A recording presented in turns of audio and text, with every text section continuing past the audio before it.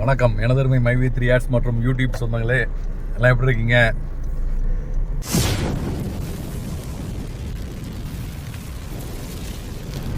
நாம் அனைவரும் ஒன்று கூடி பயணிப்பது நமது globe star BPM Ramesh YouTube channel. டிராவலிங்கில் இருக்கோம், ஒன்றும் குழப்பம் இல்லை.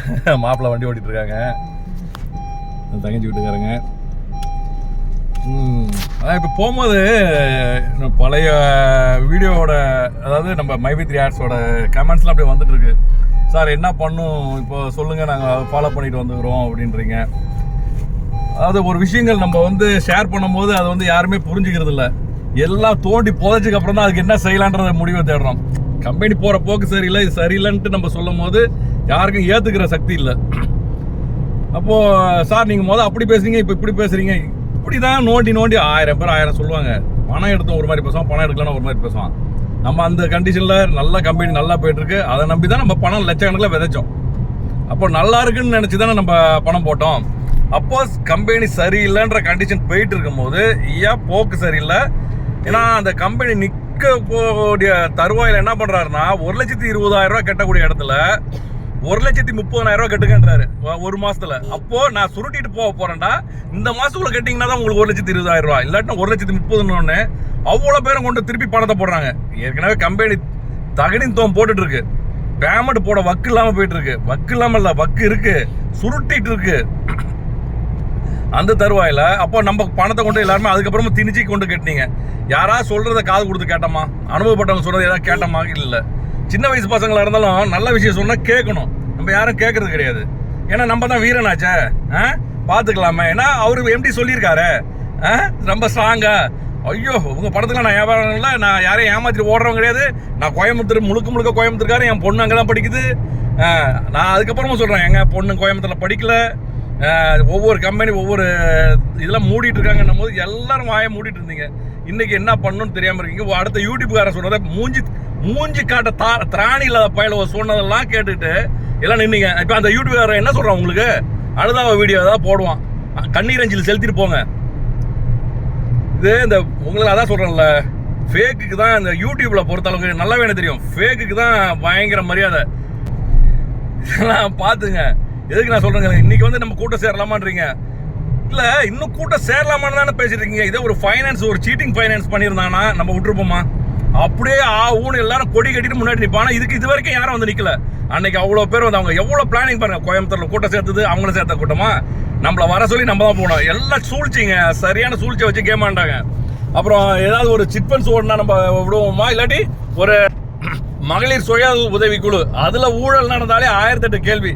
இன்னைக்கு பாருங்க, டாஸ்மார்க் ஊழல் வரைக்கும் பெருசா பேசப்படுது. அப்போ இந்த ஆளோட ஊழல் மட்டும் ஏங்க வெளியில வர மாட்டுது? மைவி 3 ஆட்ஸோட ஊழல் மட்டும் ஏன் வெளியில வர மாட்டுது? இதுக்கு மட்டும் ஏன் பம்மா தான் இருக்கு? ஒரு எல்லாம் பம்பிட்டு இருக்காங்க, என்ன காரணம்? இதை பத்தி பேசுறது யாரும் பேச முன்ன வர மாட்டீங்களா? என்ன விஷயம்? மைவி 3 உள்ளவங்க சவுண்டு போட்டாதாங்க வெளியில உள்ளவங்க எஃபெக்ட் கொடுக்க முடியாது. கம்பெனில நம்ம பணம் துட்டு போட்டவங்க எஃபெக்ட் கொடுத்தா மட்டும்தான் இது சாத்தியமாகும். நீங்க யாரும் எஃபெக்ட் போடாம சும்மாவே இருந்துருந்தீங்கன்னா, சொம்பே இருந்தீங்கன்னா உங்க பணமும் போய் பாவம் எல்லாரும் பல பிரச்சனைக்கு இதுல தள்ளப்படுவாங்க. இன்னும் பணம் வரும்னா வேலைக்காகாது. எத்தனையோ கோடி பிளாக் பண்ணி வச்சிருக்காங்க. அந்த அவரோட பணத்தை முடக்கி வச்சிருக்காங்கன்னா நம்ம பணத்தை தான். அதை நம்ம சுமாராக இருக்கிறவங்க நம்ம ஐடென்டிட்டி கொடுத்து பிரித்து வாங்குறவங்க முடிஞ்ச அளவுக்கு நம்ம வாங்கிக்கலாம். சரிங்களா? இதுதான் எல்லாரும் சொல்ற தரப்புல இருந்து எல்லாமே சொல்றாங்க. பெரிய நியூஸ் சேனல்லையும் 1-2 பேர் சொல்லியிருக்காங்க. ஏன்னா நம்ம முன்னும் வரலன்னா யாரும் ஒன்றும் பண்ண முடியாது. பசிச்சவன்னா சாப்பிட முடியும். சொல்றது புரியுதுங்களா?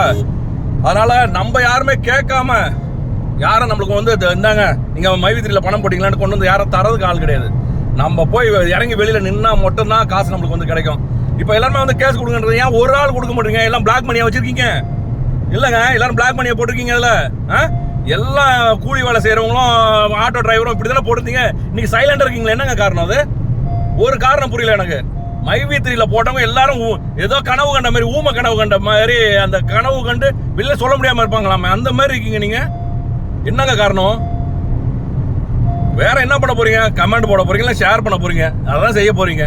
வேற என்ன உங்களால முடியுன்றீங்க? என்ன திராணி இருக்குன்றீங்க? யாராவது ஒத்து சேர்ந்து இதுக்கு என்ன வழி? எவ்வளவு வைக்கல் இருக்காங்க, கேட்க வேண்டியதானே?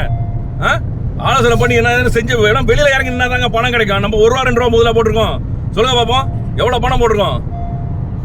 இதுக்கு என்ன வழியா ஆளுக்கால ஒரு இது பண்ணுங்க. இது ஒரு காட்டுதியா பரவனாதான் இது ஏதாவது ஒரு சொல்யூஷன் கிடைக்கும் ஒழிஞ்சு, இல்லாட்டி இது வேலைக்கே ஆகாது. அவன் சுருட்டிட்டு போனவன் அவன் நல்லா இருப்பாங்க, நம்ம குடும்பம் அழிஞ்சு போயிடும். அவன் ஒருத்தன் வாழ்றதுக்கு நம்ம எல்லாரும் இப்போ இருக்கோம். ஸ்டோர் திறக்கிறான், வெங்காயத்தை திறக்கிறான், அதுக்கப்புறம் அவன் திறந்தானா? அவ்வளோ மரியாதை கொடுத்து பேசின ஆளா இன்னைக்கு நான் எப்படி பேச வேண்டியதா இருக்கு பாருங்க. மனசு என்ன வழியா இருக்கும். 3 மாசம் சைலண்டா இருந்தேன். 3ஆம் மாசம் ஒருத்தன் கொடி கட்டிட்டு இருந்தானே. இதுல வர என்ன மாதிரி பட்டை அடிச்சுட்டு வந்து வேற பேசி அவர் யூடியூப்ல போட்டு எனக்கு ஒரு வீடியோ வந்தது. ஏடா நீங்களா எங்கடா போறீங்க, பணம் கொடுக்க முடியுமா உங்களால? 3ஆம் மாசம் சொன்னீங்களா, நாதாரிங்களா யூடியூப் பயலா கொடுக்குறீங்களாடா எங்க பணத்தை? நீ போட்டு வேவ்ஸ் வாங்கிட்டு நீ எங்க வீட்டு துட்டெல்லாம் நீ அப்படியே வாங்கிட்டு சம்பாரிச்சு விட்ட. இப்போ எங்களுக்கு பணத்துக்கு யாரா சொல்றா? பணத்துக்கு உண்டான வழி சொல்லுங்க. யூடியூப் நீ வேவ்ஸ் வந்து வாங்கிட்டு வந்தெல்லாம் பணத்தை அதை எங்களுக்கு செட்டில்மெண்ட் பண்ண பாரு. அதை வச்சுதான் பணத்தை சம்பாரிச்ச. மைவித்ரி ஆர்ட்ஸ் பேரை வச்சுதான் நீ சம்பாரிச்ச யூடியூப் காரப்பையில. நீ முதல்ல எங்களுக்கு உண்டான வழி சொல்ற. நீ வேற மக்களை பூரா நைட்டு 7 மணில இருந்து 9 மணில இருந்து காக்க உட்கார வச்சுட்டு இருந்த. இன்னைக்கு எல்லாரையும் நடுத்தரில் கொண்டு வந்து நிப்பாட்டி இல்ல.